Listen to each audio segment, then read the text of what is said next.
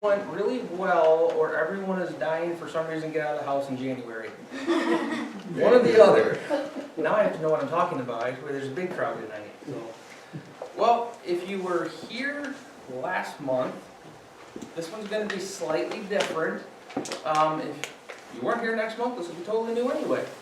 But for this month, I picked a topic that really hasn't been talked about a lot. And that's the lost visitors of the Great Lakes. There's a large international shipping industry on the Great Lakes that, for the most part, gets ignored. So, for instance, like Duluth, Minnesota, most people don't realize that Duluth is in the top 20 of our shipping ports in the country. You think of the seaports on the Atlantic and Pacific, but Duluth is in the top 20. And internationally, they're in the top 10 for delivery of those big wind turbine blades. So we have a lot of international shipping on the Great Lakes, and that brings in a lot of foreign vessels, which got me thinking one day, there has to be some stories out there, right? We have these foreign ships coming in, we have with foreign crews that maybe aren't familiar with the Great Lakes. There has to be some stories. Well, I found some, trust me. I'm going to look at 8. And now my reasoning here, what I did is I looked at vessels that were actually visiting. If you were here last month, I talked about a couple ships that were actually built overseas and traded on the ocean, but then were purchased by domestic fleets and were operating on just the Great Lakes. That's not these ones. There are other ships like that out there. These 8 were visiting from places like Great Britain and Poland and other places like that. So they were simply here to come get a cargo and leave again. I'd like to tell you we're going to have more gales in November storms today. We're not. What I notice is there's a pattern. When you start looking at ocean-going ships that wrecked, it's kind of like watching bumper cars. I'm not sure exactly what was going on with these guys, but they had some problems navigating on the Great Lakes. I'm going to start out with this one. I put them all in chronological order. Now, some of these boats are still on the bottom of the lakes. Some were salvaged and repaired later on. I'm going to start out with the Viator, built in Norway in 1904. When it was lost, still sailing under the Norwegian flag. It's a smaller vessel, about 232 feet, but I liked its cargo. It's carrying pickled herring and other fish products. What a thing for a boat to be carrying.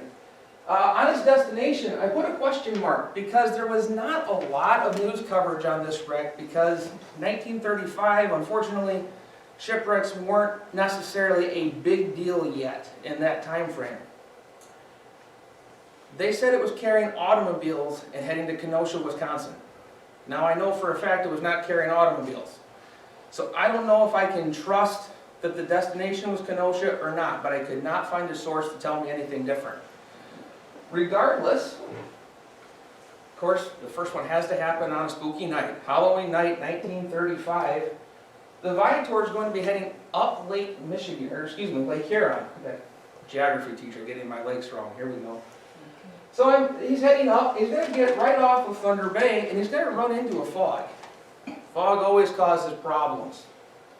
And again, we have a crew that's not familiar with the Great Lakes, and in 1935 there was not yet laws in place that required a Great Lakes pilot on board. In today's world there has to be someone on board that knows the Great Lakes waters. In 1935 that's not the case, so you have guys trying to poke around in the fog. This is pre-radar days, and they're not familiar with where they're going. We have the Armadale. This guy. He's coming down. He's coming down out of the St. Mary's River. He's poking around in the same fog, and they will run into each other right off of Thunder Bay. The Armadale is actually under, the first mate is on watch at the time. The captain is asleep in his cabin. And he admits after the accident that yes, he was running full speed up until a couple minutes before the collision. The Armadale was going very slowly, trying to be careful. Mix-up of signals, and they do end up colliding. The first mate on the Armadale actually keeps the ship in the collision site. And all the crew off the Viator is saved because they jumped from the Viator onto the Armadale. So while the two ships are locked together in the middle of the lake, the whole crew gets off onto the boat that ran into them. The Viator does sink into deep water, and the Armadale takes the crew down to Detroit, drops them off. That's where the Armadale was going anyway. And that's kind of the end of the story. It fades out of the newspapers. There's really no big ending to this story at all. But the Viator's in about 188 feet of water off of Thunder Bay. After the Viator, we have this big long break before we have another accident. And this is going to be the Walsh Chip. This is a picture out of the newspaper. These are just its spars, its forward mast sticking out of the water of the St. Clair River. I tried so hard to find a picture of this boat when it was floating so you can see what it looked like. I couldn't do it. There's probably sources I don't know about. I did my best. This is the only boat I don't have an actual picture of for you. But this is how he ended up on the bottom of the St. Clair River. Built in 1953 in Germany, still owned by a German company when it was wrecked. 205 feet long, carrying steel beams to Muskegon. Here's what happened. So you have the Walsh Chip, October 2nd, 1952. I apologize if the writing's a little hard to see. Sometimes it looks clearer on my computer screen than it does on the big screen. So you have the Walsh Chip. He's heading upbound. If you've ever been down this way, here's the Blue Water Bridge at Port Huron, and the Pioneer is a typical Great Lakes bulk carrier. He's coming down off of Lake Huron. If you've ever been down there, you understand the current is atrocious. You don't even have to be in the water to realize it could cause problems if things go wrong. And things went wrong in a hurry on this particular day. So the Pioneer is coming down off the lake. He gets underneath the bridge, and he gets right around this turn, and the captain looks ahead of him, and he sees the Walsh Chip coming at him. But something's wrong. The captain of the Pioneer realizes that the Walsh Chip is in the wrong spot. He expects to make this turn and pass the Walsh Chip what we call port to port, or left side to left side. He expects to pass the Walsh Chip just like you would a car coming at you on the road. But the Walsh Chip is actually too close to the American side. He's in the wrong lane. So the captain of the Pioneer says, okay, well, I'll go to the right of him. We'll just pass starboard to starboard. We should be fine. Except at the last second, the Walsh Chip makes a hard right turn. Like he realizes, oops, I'm in the wrong lane, and he veers across the river to go get where he should have been in the first place. The Pioneer's coming downbound with that current that's roaring down off of Lake Huron. He has no chance to stop. He tries, he drops an anchor, he puts it full speed reverse, and the Walsh Chip, it almost works. The Walsh Chip almost gets completely across the Pioneer's bow, but he slams into the Walsh Chip's stern on the port side. The Pioneer doesn't take a lot of damage, gets a bent up bow, but he's not in sort of danger. But the Walsh Chip takes a bad hole. The Pioneer actually tries to push the Walsh Chip to shallow water. So he actually rings up full ahead. And he's trying to push the Walsh Chip over here. He's trying to get him over here into the shallow water on the Canadian shoreline. And hopefully at least get him out of the shipping channel and at least to shallower water before he rolls over and sinks in the river. Interestingly, there was a witness to this on the river when it happened. There was a company called the J.W. Westcott Company. They're still around. They operate a boat out of Detroit, but in this day, they had a dock in Port Huron, and this guy's job, Mr. McKinnon was his name, his job was to go out and take the mail to the freighters going by and also to check the names. This guy was born in the wrong era, because being a boat nerd used to be a paid job. You used to go out, check the name of the freighter going by, and you got paid to send a telegram to the company saying, hey, such and such a boat passed on such and such a day at this place, so companies can keep track of their vessels. So Mr. McKinnon goes out, and he checks the Walsh Chip, cool, jots down the name. He runs upriver to go check on the Pioneer. Everything's fine. He starts heading back for the dock, and he starts hearing the whistles. That 5 short blasts of danger. And then he hears the crunch, and he knows something's wrong. So he starts following these two ships as they start going down the river, because the Pioneer's trying to push the Walsh Chip. into that shallow water. So when he gets there, the pioneers already put down a lifeboat. They're already going to get the Walsh Ship's crew. Mr. McKinnon managed to pull 2 guys out of the water, and then they start hearing someone yelling for help. So they're going all around the sunken ship going, where is he? What? They're looking for someone. It's the captain. He's up in the crow's nest. So he's stranded up in the crow's nest above the level of the river, and he's yelling for help. The pioneer's lifeboat got him down before the Westcott boat could get there. So they get everyone back to shore. There is one casualty on board the Walsh ship. Captain Harold Patterson. He's actually the pilot that's on board for this trip. By this point, it's required that there's a pilot on board foreign vessels to help them navigate the river, which makes the Walsh ship being in the wrong side of the river even harder to understand, and the pilot's the only casualty. But the sinking is not what got him. They believe he died of a heart attack from the stress of the collision. He was seen by the 3rd officer running to his cabin immediately after the collision, so we're not sure if he was going back for personal things or if he was just kind of in shock from what happened, but they found him in the river the next day. But again, not from the actual sinking, but they think he had a heart attack, and he's going to be the only loss. Then comes my favorite part of this story. So obviously whenever there's an accident, the Coast Guard has to do their thing, right? So they're going to run their investigation. And they worded it in the news article, they actually met at the mailboat office to not cause the guy who was in the boat in the river at the time of the collision any undue inconvenience. That's nice of them. They're going to go actually meet at his place of work and interrogate him there. He's going to be the witness. So the whole investigation goes to the mailboat office. And they told him, just keep doing what you do. We understand what your job is, and we'll ask you questions around what you have to. Well, they regretted that real quick because their star witness kept leaving.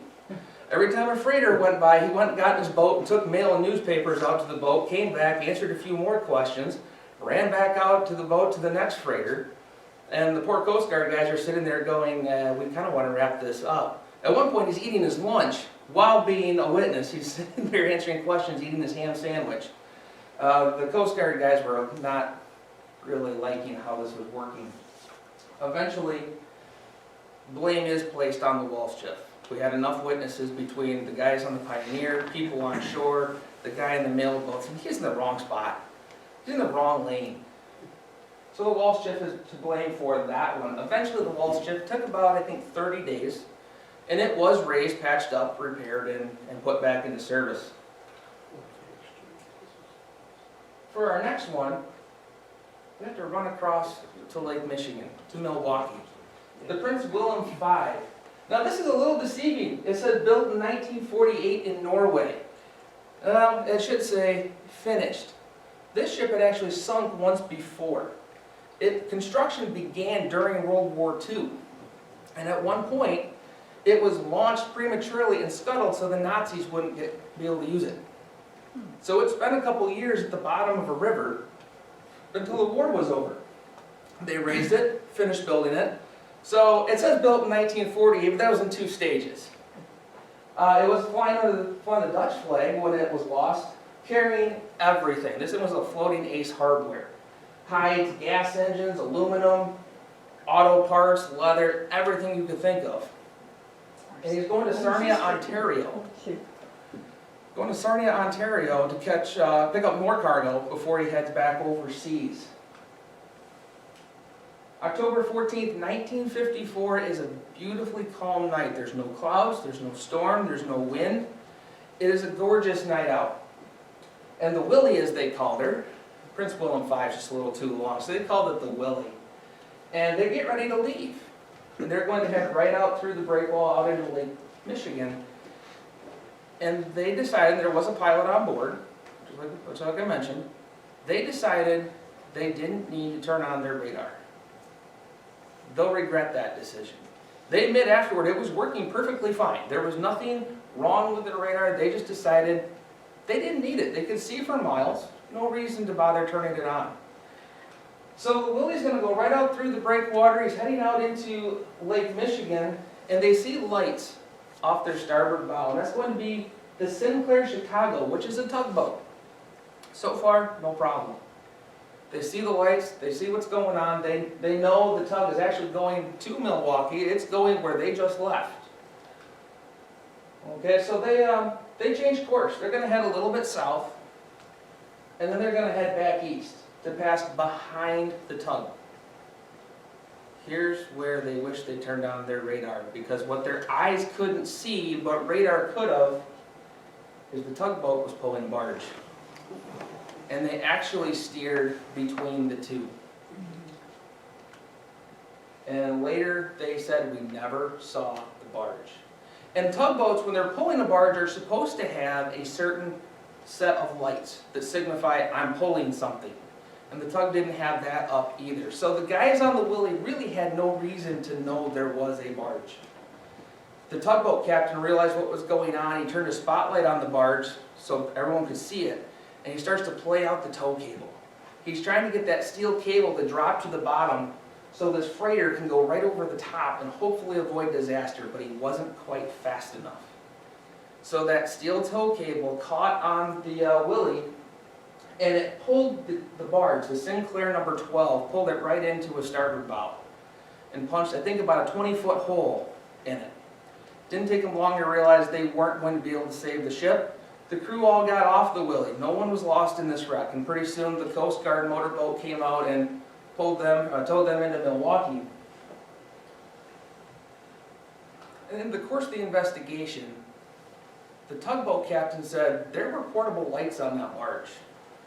Normally they're supposed to be up on a mast, but this barge didn't have one. So he said, I attached them to the towing bits. They were portable units. Well, when they went aboard, the barge actually was not lost. The tug and the barge did not sink, only the Prince William did. They went aboard the barge, the lights weren't there, nor were the fastenings to put them up.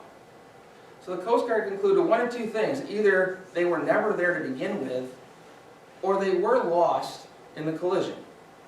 Couldn't really prove either one. Blame is placed on the tugboat for not having proper lights, but in the course of the investigation, the Coast Guard surveyed the wreck and they had a problem. They deemed it a hazard of navigation because the wreck came up higher than 40 feet from the surface. So they put a buoy on it and they marked it as a hazard.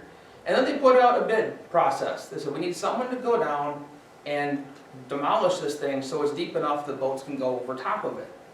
It's to be below 40 feet. Well, one of the local salvagers won the bid. He said, I'll do it for $50,000. Coast Guard said, it's all yours, go to it. When he dove down there, what he found out was the whole wreck was not too high. The only part of the Prince William V that was above that magic 40-foot mark was a gangway door that was sticking up on its hinges. So he went down, cut off the door, came back up and said, give me my $50,000. And the Coast Guard said, we're not paying $50,000 for you to cut off a door. They wound up with a settlement out of court. I think he got $40,000. So the Coast Guard wound up paying a lot more than what they wanted to, and this guy got a really good payday for about an hour's worth of work. So the rest of the wreck is just like it was when it hit the bottom. It's a very popular dive site now. So the Willie is still there. Moving on to the next one, the Monrovia. Another one, another what I call a local wreck. This one's right off of Thunder Bay as well. Built in 1943 in Scotland, it's actually flying the Liberian flag when it's lost. Carrying 4,000 tons of sheet and bar steel from Antwerp. Some of it's going to Duluth, some of it's going to Chicago. And try as I might, that is the only picture of the Monrovia I could find floating. Plenty of the wreck site, but this is the best I could come up with. Mid-20th century, there weren't all the boat nerds out taking thousands of pictures of these things, so it's a little bit hard to find the older pictures. June 25th, 1959, the Monrovia is heading up Lake Huron. He's going to run into this guy, the Royalton, your typical Great Lakes freighter. Once again, it's fog. I don't know what it is about Thunder Bay, but we have fog. And so the Monrovia and the Royalton are going to be coming at each other. There is a mix-up in signals again, and they wind up colliding right there. It should be a pretty simple story. The crew immediately, all the sailors actually were Greek. It was flying the Liberian flag, but they were an entirely Greek crew. And after the collision, they just left the boat. They got in the lifeboat, and over the side they went. They did issue a mayday call. The Monrovia is not going to go any further. The Monrovia is still at the bottom, right out there. Only a couple miles from the Viator. We have this little collection of ocean goers right off Thunder Bay. You can see the damage to the Royalton. Just got kind of a bent up front end there. But the Monrovia is going to go down. So the crew issues a mayday call, they get in the lifeboat. The mayday call is heard by this guy, the Norman W. Foy. It takes him about 40 minutes, and they get the Monrovia crew aboard. The whole crew is now safe. It's foggy, so the Foy's kind of standing by. Remember, there's a sinking ghost ship out there in the fog. So the Foy is standing by to keep an eye on things and make sure this disaster doesn't get worse. And then things don't happen as they should. It takes 11 hours for the Monrovia to sink. It's just floating out there. In fact, the captain and other crew members, they went back and got their personal effects and the ship's papers. They went back to the sinking boat and then rowed back to the Foy. They probably should have been able to do something to save the Monrovia. So all these poor guys are hanging out on the Foy, watching the radar going, well, it was sinking when we left it. I don't know what's up. 11 hours later, it finally goes to the bottom, where it probably shouldn't be. But there's more drama. The greatest rescue of this story happens to the rescuers. When the mayday call goes out, there are two men from the Alpena Light Station go out in a 25-foot motorboat to go help with the rescue. And they get out around Thunder Bay Island and the fuel pump and their motor quits. So they're in the fog, miles from shore, their engine quits, and oh yeah, they're in the shipping lanes. They're listening to freighters go by them throughout the night. At one point, one went close enough, their little motorboat was getting bobbed around on the wake of this big freighter that they could not see. They're kind of in a bad spot. There was a small tarp or canvas. The one guy rigged up a makeshift sail and at least was able to get the boat moving again and got to within about 3 miles of Thunder Bay Island where they were found the next morning. So they spent all night out there in the fog in the shipping lane. They went out to be the rescuers. They wound up having to be rescued, but in true Coast Guard fashion, they were never lost. They knew exactly where they were. They just couldn't get back. But they at least admit they were scared, especially when they were bobbing on the wake of the one freighter. The one guy says, I thought we bought it. I didn't think we were coming back from that. So the Foy takes the Monrovia crew down to Detroit.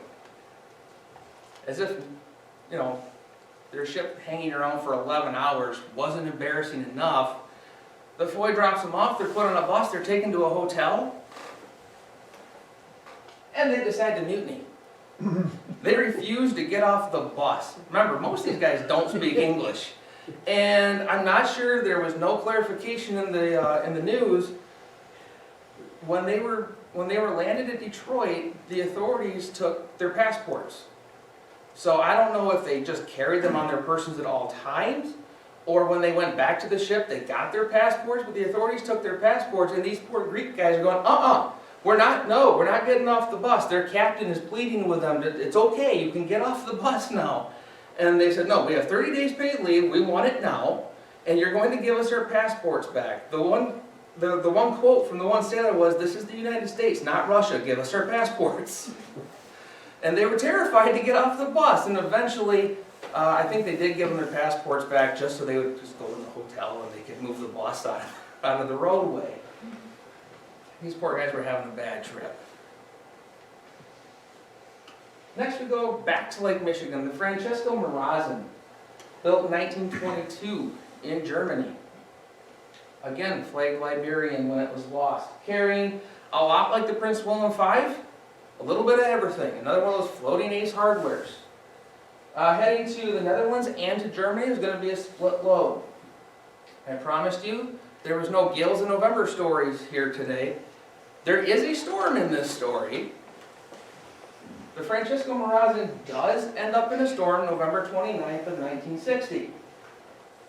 24-year-old captain in his first command, he loses track of where he is, and he actually crashes ashore on South Manitou Island. And irony of all ironies, he actually runs over a shipwreck on his way to becoming a shipwreck. The Walter L. Frost had already stranded there years before. It was a wooden wreck, and the Marazin just sort of bounced over it on its way to the rocks 300 feet off Manitou Island. They think they should be okay. They flood the vessel, ripped the bottom out, but they made sure it was solid, and they're going to spend the night right there on South Manitou. They fully expect to be able to save the ship. They're going to bring in auxiliary pumps, they're going to put a patch in it, they'll be able to repair this ship and continue on their way. Except the weather doesn't help. We know the weather in November, it never helps. So the storm, it eases, but it doesn't go away. So the Coast Guard is there with 2 cutters. They can't get close enough because it's on the rocks. So the cutters can't get in. With the storm still going, they can't send small boats in. They can't get extra pumps to the Marazin. The ship's pumps were not enough. They'd ripped enough holes in the bottom going over the rocks that they needed extra help to get the water out. So they're kind of just hanging around. They do make one airlift though. They do make one emergency airlift, and that's because the captain's pregnant wife is on board. And they decided being on a shipwreck in November is not a good place for her. So they airlift her out and take her to Traverse City, and she's telling the whole story about, yeah, I was a little nervous, but it's okay, they'll save the ship, and she's been a true, brave captain's wife. Eventually, they do get some salvage crews aboard, and they go, this is a bigger job than we thought. I think we can still save the boat, but this isn't going to be the cakewalk we thought it might be. After 4 days of no success, they said, we got to get these guys off the boat. At this point, you're worried about other storms. We don't have a plan in place. We got to at least get these guys off the boat. So they get the 14 crewmen left aboard off the Marazin and take them into Traverse City, put them up at a hotel. The companies, they send their representative. They're going to get with the salvage companies, figure out how to save the Marazin. It's going to take some time, so everyone's kind of watching and waiting to see what's going to happen. Well, it's still there. You can go to South Manitou Island and you can see the Marazin for yourself. She crashed there and she stayed. Eventually, the weather just pounded it to more pieces and it was not feasible to salvage it. So it's starting to get broken up a lot like the Nordmeer has. It used to be, you still see the whole stern section up here, but now it's just a home for cormorants. People go out and take pictures of it, and basically a giant birdhouse now. So the Marazin's one that came and stayed, unexpectedly. Then we have the Montrose. Not a flag we see a lot on foreign vessels. This one comes from Britain. Carrying a very unusual cargo. I didn't read any accounts of her cargo of wine causing the accident, but when I get through with the story, you might ask if that might be the case. So it comes to Detroit, it's unloading wine and olives, and it's going to load aluminum. And then it's going to Fort William, Ontario, which is now Thunder Bay, Ontario, to load grain. Wide range of cargoes here. And these ocean goers, they had separate cargo holds, so they could carry multiple various cargoes like that. So here's where this starts. The Montrose is here. He's at the dock. He unloads the wine and olives, and he loads the aluminum. This guy, the T.J. McCarthy's coming up the river. He's going to the same dock. So he actually slows down. He's going to wait for the Montrose to leave. If you notice, this guy looks a little familiar, but he looks kind of different. He looks like your typical Great Lakes freighter, except for this big flight deck right here. And no, those aren't planes at the top of that. Those are cars. In the 1940s, 50s, and 60s, this is how companies transported brand new automobiles. And yeah, there's quite a few at the bottom of the lakes. There is a car collector's dream at the bottom of the Great Lakes. Trust me. So he's bringing a load of autos to Detroit, or coming to get more. They didn't really specify. It's Detroit, probably coming to get more, would be my guess. So he slows down and said, you know, he's going to wait for the Montrose to leave because he's heading to the same dock. Up here, we have the tugboat, the D.H. Becker. He's pushing a barge. He's not towing one behind him. There's a barge in front of him. He's pushing one. And he's coming down the river. And so they're kind of all meeting in one spot. You can kind of see where this is headed. And then, inexplicably, the Montrose leaves this dock and goes right in front of the Becker. He started to leave, and then he thought that he wasn't getting out of the way of the McCarthy fast enough. So he picked up speed a little bit, never saw the Becker.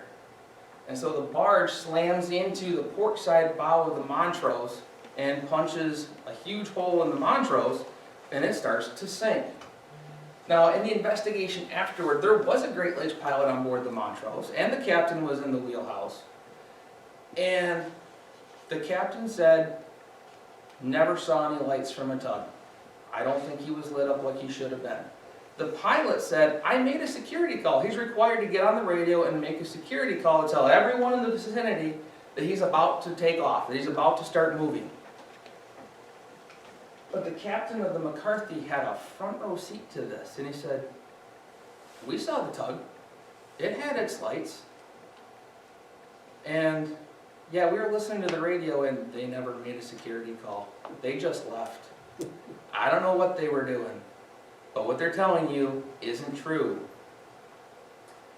So after the collision, the captain of the Montrose, he's going to try to beach this boat. He's going to run right here for the Canadian side of the river and try to get it in shallow water before it sinks.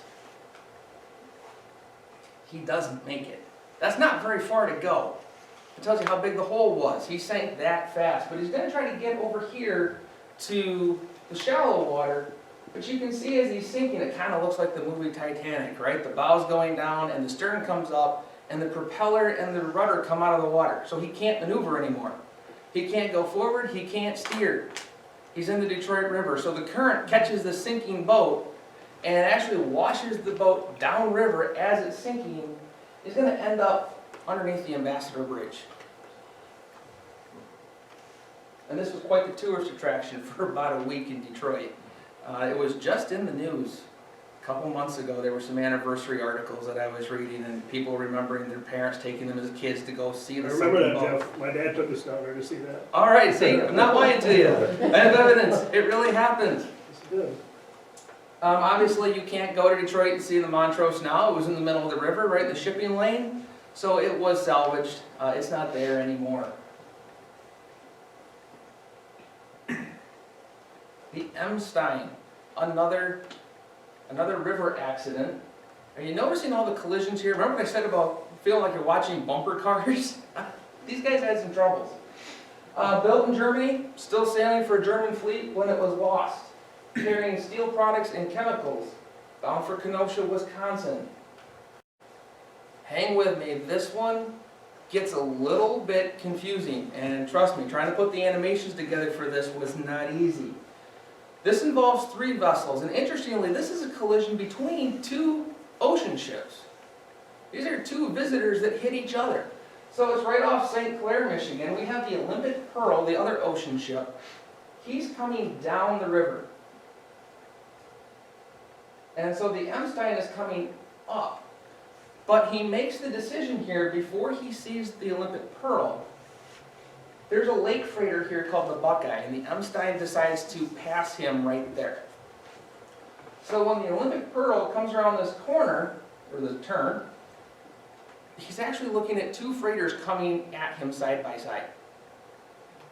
Now it's not a Jaguar. You can't slam on the brakes here. He has to figure out what to do. And a little bit of backstory on the Pearl, all the way down the river 2 times. They'd been passed by an upbound freighter, and they'd gotten a call on the radio saying, hey, your running lights aren't on. Your running lights aren't burning. We can't see you. And the crew went out and checked them, and both times and said, they're on. The lights were on. So something about the design of the Pearl and where the lights were put made them very difficult to see. maybe this played something into it that was never really clarified in the investigation. So the Pearl has to make a decision here. He's got two vessels coming at him. So he decides his only course of action, he's going to go right down the middle. He's going to split them like goalposts. It's football playoff time. I got to get a football reference in there somewhere. So he's going to pass the Buckeye port to port, or left side to left side, and he's going to pass the M-Stein starboard to starboard, or right side to right side. So he issues the appropriate whistle signal. So to pass port to the Buckeye, he blows one blast on his whistle. And then he blows two to the M-Stein to go starboard to starboard. They both answered with one whistle. At which point, the pilot on the Pearl goes, uh-oh. So he blows the danger signal, 5 short blasts, and then he repeats the 2 blast starboard to starboard signal to the M-Stein, and he gets no answer. They're coming at each other. Again, you can't slam on the brakes. And as he comes down, the M-Stein apparently still thought they were going to pass port to port, and he crosses right in front of the Olympic Pearl. And so the Olympic Pearl is going to slam into the port bow of the M-Stein. Once again, we have another collision in a river. Fortunately, everyone got off the M-Stein because fortunately, and I don't know why, on October 6th, right on the water, the desk sergeant at the state police post had his window open. And he actually heard the collision. He heard the whistle signals, and then he heard the collision, so he immediately dispatched the state police rescue boat. And so they went out and got most of the crew, and there were some private craft that also picked up some people. He also had to call in off-duty officers to come direct traffic because everyone was stopping in the road to watch the show. And you couldn't get through St. Clair. So he had to call in guys off duty and say, can you come tell the nice people that you can't stop here and watch the ships and you need to move on. So everyone gets off of the M-Stein. They are able to run to shallow water, kind of like what the Montrose was trying to do. So he ends up like this. Newspaper pictures from the 60s aren't what they are today, but you can kind of see the damage here. There's one reason why there were no casualties on the M-Stein. Now the crew had a habit or a tradition. Every night, whoever wasn't working, they'd get together and they'd play cards at night. Didn't say what kind of game. I'm guessing probably poker from other stories that I've heard, but didn't say. That was what they did every night. They'd get together in one of the rooms and they'd play cards every night, except that night. And where they played is just about where the Olympic Pearl slammed into them. If they had had their usual nightly card game, there would have been several guys lost, not in the sinking, but in the collision. The captain, he's an optimist. He tells the news that a 40-foot hole in his ship is no big deal. He's going to finish his trip to Chicago. The owners, the Coast Guard, and the salvagers had a different opinion. He went nowhere. And it took about 15 days, and it was refloated, and this is the day it was refloated. You can better see the big hole right here where the collision happened.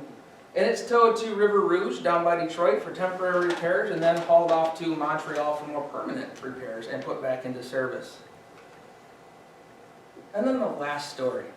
I like to say I left the best local story for last, but chronologically, this is where the Nordmere goes. Everyone knows about the Nordmere, especially the fishermen.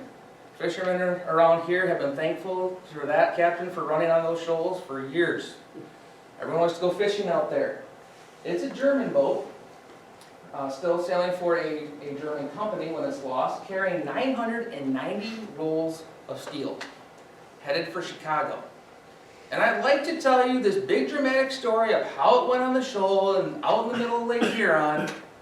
But the bottom line is, I can't even put an animation on this for you because it was a clear night, there was no storm, there was no fog, there was nothing. The shoal is marked by a lighted, flashing buoy, and they just turned at the wrong spot and went on the rocks. And no article I ever read gave me a reason why. If it was some sort of malfunction, I'm assuming pilot error, but it was never actually said. Yeah, the story I always heard is that it just mistook the color on the buoy, on the Great Lakes buoy system. He did plane just make a wrong turn. Okay, well, I was hoping maybe for something more exciting than they goofed. But, okay, so they goofed, and they went on the rocks, and he's gonna stay right there. Now, originally, they fully expected to salvage the Nordmere. This is gonna sound very similar to the Mrazin story I told you. They ripped the bottom out, but they fully expected to be able to salvage it. So the Coast Guard on the Cutter Mackinac, they go out, and they bring most of the crew into Alpena. They get most of the guys off the boat, except for Captain Steinbeck and 7 other guys. They stay on board to protect the salvage rights. Because if there's nobody on it, anybody could go out there, climb aboard, and claim it for salvage. So someone had to stay aboard. So the captain and 7 other guys, they stay out there. So they're now on a sunken ship in the middle of Lake Huron. That has to be a real safe place to be. But that's where they're going to stay. And there was a couple times the first officer got in one of the lifeboats and came into town and got supplies and took it back out to the Nordmere. So he's making that run into Alpena. It's like, oh, we need groceries. All right, I'll get in the boat. It's my turn. And he goes in and gets some food. So they're going to stay out there. They go on the rocks on November 19th, 1966. And they're just kind of hanging out, having a great time. The first officer had a camera out there. They're, you know, in rain gear, mugging for the camera, taking some pictures. I don't think you're supposed to have all this water on the decks of your boat. I'm not a sailor, but I've heard that's a bad thing. And they're just waiting. They're just waiting for the company and the salvagers to come up with a plan on how to pump out the water, get a patch put in, and send them on their way. Until November 29th, 1966, 10 days later. Then the gales in November hit. It's already on the rocks, it's not going anywhere. And the first mate kept the camera going, so you can see the waves coming over the side, and the ship that's aground, it's on the rocks, when the waves start hitting it, they take the full force of each wave. And after a while, the Nordmere starts to disintegrate around them. The keel breaks. Plates begin buckling. This ship is falling apart around these eight men. And they have to get off it somehow. No news came into Alpena. They knew the Nordmere was intact, mostly, but they'd heard no word from the guys on board. So they had to assume that everything was going okay. But it wasn't. There was actually an FCC radio direction station in Allegan, Michigan, that picked up an SOS from these guys. And it was a very faint signal, so they assumed they were using a battery-powered portable type radio. So the signal was very weak, but word got out. So the Coast Guard sends the Mackinac, the one that is now the museum boat, up in Mackinac City. If you've never been there, go visit it. It's a great, great tour. But the Mackinac gets there and can't do anything. Remember, it's on, the Nordmere's on a shoal, so the Mackinac cannot just go right up next to it.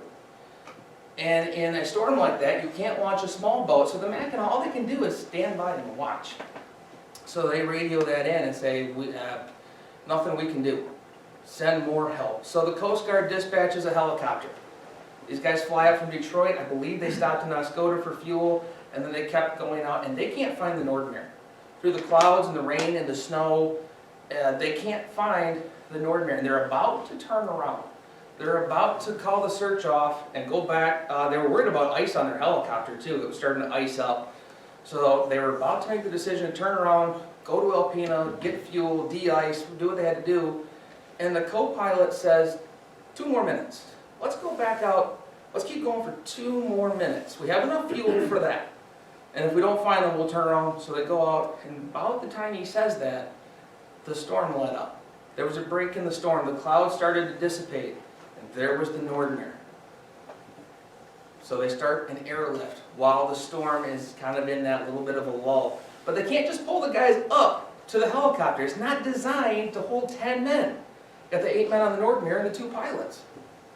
So they actually airlift these guys one at a time. They pick them off the Nordmere, fly them over to the Mackinac, and set them back down on a boat that's bobbing like a cork.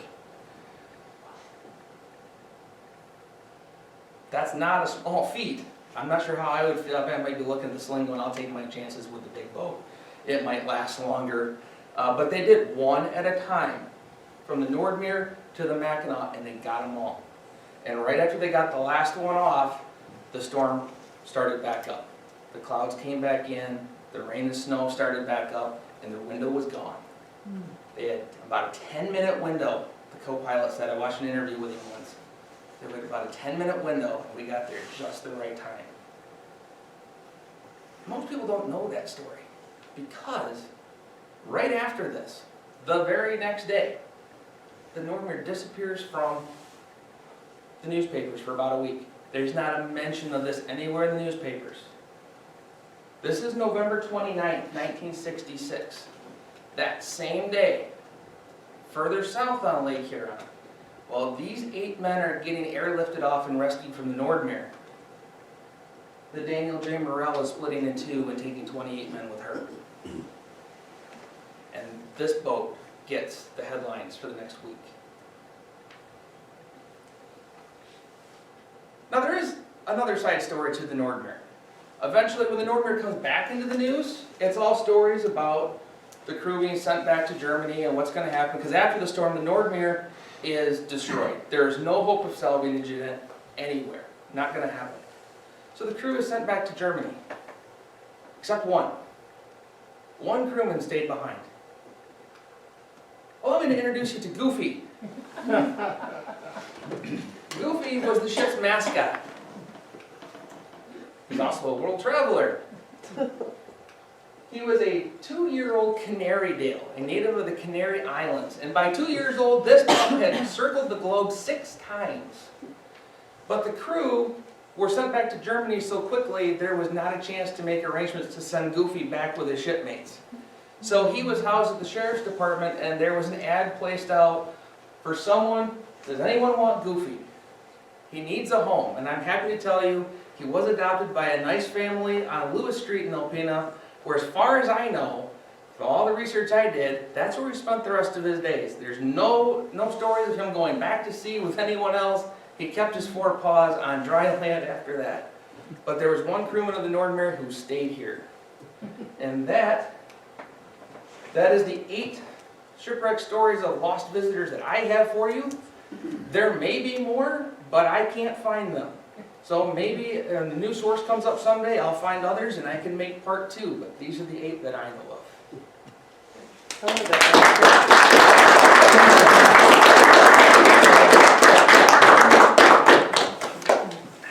Did I confuse anyone? So why were they hauling horsehair?